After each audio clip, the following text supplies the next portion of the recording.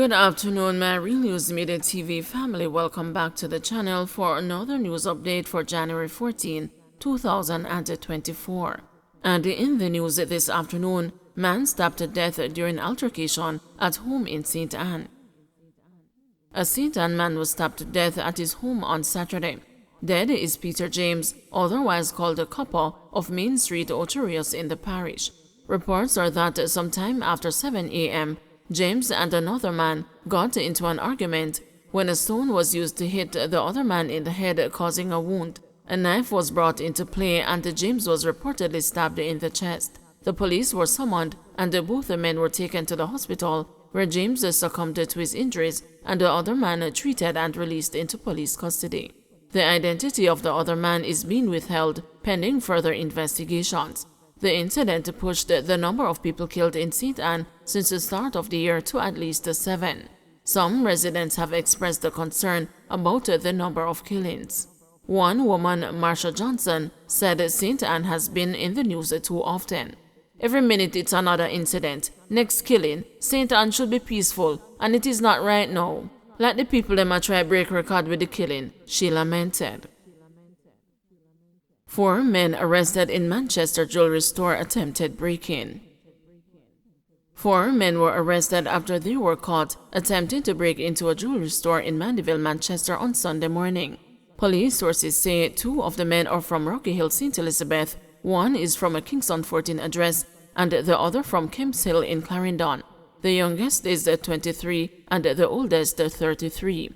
A car and several house and shop breaking implements were seized, to include a crowbar, chisel, and hammer, among other equipment. The men are ages 23, 27, 28, and 33, a source said. Police said about 4 a.m., a team was on patrol when the men were seen attempting to break into a jewelry store located at Mandeville Plaza. The men bore a hole in a wall in an attempt to gain entry to the store. They were taken into custody. Further checks revealed that the men rented the motor car from its owner in Locovia, St. Elizabeth. Police identify body of man found in St. Anne. The police have identified the body of a man who was found dead in Liberty Hill Lime Hall in St. Anne on Friday evening. He is 28-year-old Romario Cross, otherwise called Buju, of Clemstead Lime Hall in the parish. Reports from the St. Anne's Bay Police are that about 9:30 p.m., residents heard explosions and summoned them. On arrival of the lawmen, Cross was seen lying on the steps of an unfinished building with gunshot wounds to the head, shoulder, and back. He was taken to the hospital, where death was confirmed. Police launched a search for missing Clarendon 14-year-old mother and her baby. The police have launched a search for 14-year-old Clarendon schoolgirl Kamika Brown and her 3-month-old daughter Davine Brown, who have been missing since Thursday. They are from Brixton Hill District, Moko in the central Jamaica parish. Kamika is of brown complexion, slim build, and about 5 feet 1 inch tall, while baby Davine is also of brown complexion and approximately 24 inches tall. The Moko police say Brown and her daughter were last seen at home about 9 a.m. Kamika was wearing her school uniform, a white blouse and a black skirt. Davine was dressed in a pink onesie. Anyone knowing the whereabouts of Brown and her daughter is asked to contact the Moko police at 876-833-6154, the 119 police emergency number, or the nearest police station. Jamaican passport moves up but fails to make a top 10 in Caribbean. Barbados continues to hold the title of the most powerful passport in the Caribbean region, with Jamaica coming in at position 60 globally for 2024, which again ranks the country outside the top 10 most powerful Caribbean passports. Despite the global ranking for 2024, it is an improvement for Jamaica, which was ranked 63rd last year, 65th in 2022, and 68th in 2021. The Jamaican passport allows visa-free access to 90 destinations, including Singapore, Russia, Serbia, Bangladesh, Indonesia, Philippines, Argentina, Colombia, Mexico, Kenya, and South Africa.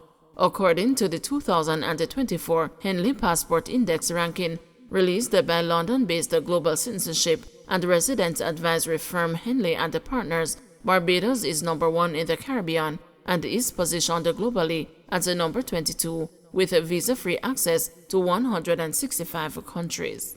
The most powerful passports in the Caribbean for 2024 are Barbados, ranking globally at number 22 with visa-free access to 165 destinations.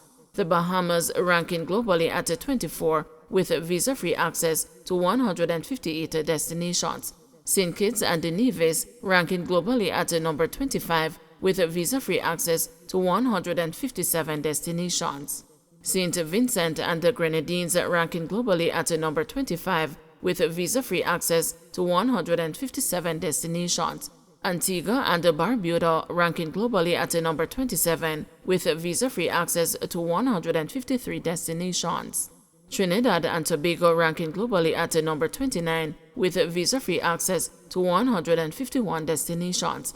Grenada, ranking globally at number 32 with visa-free access to 148 destinations. St. Lucia, ranking globally at number 32 with visa-free access to 148 destinations. Dominica, ranking globally at number 34 with visa-free access to 144 destinations. And Belize, ranking globally at number 52 with visa-free access to 104 countries. An unprecedented 6 countries share the top spot with visa-free access to a record-breaking number of destinations on the 2024 Henley Passport Index, which is based on exclusive and official data from the International Air Transport Association. The countries that hold the number 1 position for the most powerful passport in the world in 2024 are France, Germany, Italy, Japan, Spain, and Singapore, with visa-free access to 194 destinations. The country with the least powerful passport in the world is Afghanistan, which ranked number 104 with visa-free access to 28 destinations. The Henley Passport Index is the original and most authoritative ranking of all the world's passports according to the number of destinations their holders can access without a prior visa. The index includes 199 passports and 227 travel destinations. Opposition wants a crisis in healthcare system to be quickly addressed. Shadow Minister of Health Dr. Alfred Dawes is calling for urgent action to address the growing crisis affecting human resources within the healthcare services. Dr. Dawes says the recent industrial action by laboratory technicians and nurses within the Southeast region has revealed systematic issues and that the authorities within the health sector must act to protect the integrity of system. Describing the current state of affairs in the healthcare system as alarming, in an audio release, Dr. Dawes referenced employee complaints about compensation, working conditions, and what they perceive as a lack of responsiveness from senior managers to their grievances.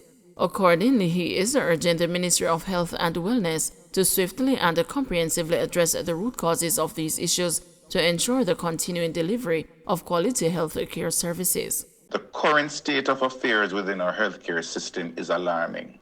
Employees are citing concerns related to compensation, working conditions, and what they perceive as a lack of responsiveness from senior managers to their grievances. The Ministry of Health must swiftly and comprehensively address the root causes of these issues to ensure the continued delivery of quality healthcare services. Senior doctors have become restive as they are being paid less than their junior counterparts. This imbalance threatens the morale of our medical professionals and could lead to further disruptions in healthcare services if left unaddressed.